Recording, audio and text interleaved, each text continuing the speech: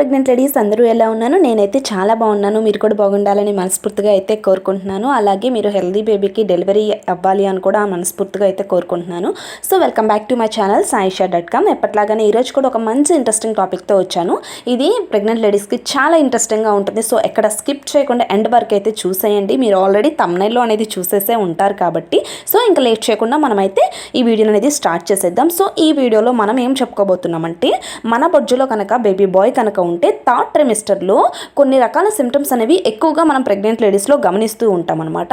So third ట్రైమిస్టర్లో baby bye ఉంటే మన బొజ్జులో ఎటువంటి సిమ్టమ్స్ ఉంటాయి అనే దాని గురించి అయితే చూద్దాం. ఇంకా ల్యాక్ చేయకుండా ఆ సిమ్టమ్స్ ఏంటి అనే దాని గురించి అయితే మాట్లాడుకుందాం. ఫస్ట్ సిమ్టమ్ అనేది వచ్చేసరికి మెయిన్గా మనకి పిగ్మెంటేషన్ అనేది స్టార్ట్ అవుతుంది. పిగ్మెంటేషన్స్ అంటే మన ఫేస్ మీద నల్లగా ప్యాచెస్ లాగా అయితే ఏర్పడుతుంది అనమాట. అంటే ముక్కు మీద రావచ్చు, లేకపోతే చీక్స్ మీద వస్తాయి. కొంతమందికి మేడంతా కూడా నల్లగా అయితే చేంజ్ అయిపోతూ ఉంటుంది.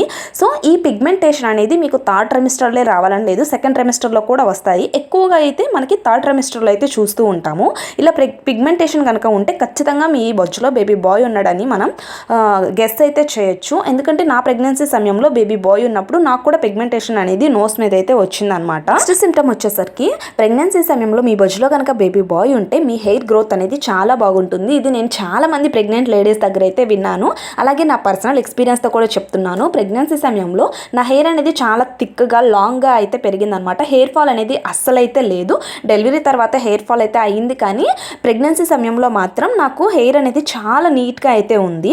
అయితే ఫస్ట్ 2 సెమిస్టర్స్ అయితే మనకి ఇలానే ఉంటుంది, కానీ థర్డ్ ట్రైమిస్టర్ వచ్చేసరికి కొంచెం ఫ్రీజీనెస్గా అంటే రఫ్గా అట్లయితే చేంజ్ అవుతుంది. ఇలా కనుక మీలో ఇటువంటి హెయిర్ అనేది ఇలా చేంజ్ అయితే మీకు ఖచ్చితంగా బేబీ బాయ్ ఉన్నాడని అయితే మనమైతే గెస్ చేయొచ్చు అనమాట. ఇంకా థర్డ్ సిమ్టమ్ వచ్చేసరికి వైట్ డిశ్చార్జ్. ప్రెగ్నెన్సీ సమయంలో మనకి వైట్ డిశ్చార్జ్ అనేది చాలా కామన్ అవుతూనే ఉంటుంది అనమాట ఫస్ట్ నుంచి కూడా. కానీ థర్డ్ ట్రైమిస్టర్ వచ్చేసరికి ఈ వైట్ డిశ్చార్జ్ అనేది చాలా ఎక్కువగా అయితే అవుతూ ఉంటుంది. సో ఇది కూడా మనం ఒక బేబీ బాయ్ ఉంటే ఇది ఒక సిమ్టమ్గా అయితే చెప్పుకోవచ్చు.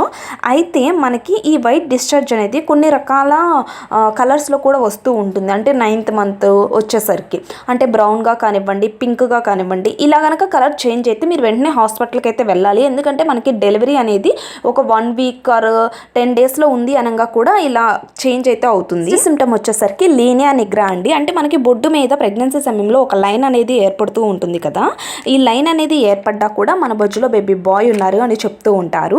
అంటే ఈ లైన్ అనేది మనకి చెస్ట్ వరకే ఏర్పడితే బేబీ బాయ్ అని, అది కూడా చెస్ట్ వరకు ఏర్పడి థిక్గా ఏర్పడితే బేబీ బాయ్ అని, లైట్గా బొడ్డు వరకు మాత్రమే ఉంటే బేబీ గర్ల్ అని చెప్తూ ఉంటారు. ఇది ఒక మెయిన్ సిమ్టమ్గా అయితే మనం చెప్పుకోవచ్చు. ప్రెగ్నెంట్ లేడీస్ బేబీ బాయ్స్ కనుక మీ బొజ్జులో ఉంటే మీలో ఇటువంటి సిమ్టమ్స్ అయితే కనిపిస్తాయి అని బేబీ బాయ్స్ పుట్టిన వాళ్ళు, అలాగే నా పర్సనల్ ఎక్స్పీరియన్స్ అయితే నేను షేర్ చేసుకుంటున్నాను. ఇది 100% కరెక్ట్ అని అయితే నేను చెప్పను.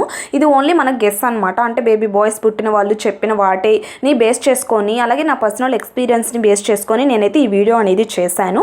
ఇవి ఉంటేనే బేబీ బాయ్స్ పుడతాడు, ఇవి లేకపోతే బేబీ గర్ల్స్ పుడతారు అని మీరు కామెంట్స్ అయితే చేయకండి. సో నేను కొంతమంది గెస్ చేసుకుంటారు కదా సరదాగా, సో వాటి కోసం అని అయితే నేను చెప్తున్నాను అనమాట. సో నా వీడియో అనేది మీకు నచ్చితే లైక్ చేయండి, అలాగే మన ఛానల్ని సబ్స్క్రైబ్ అయితే చేసుకోండి. Thank you for watching.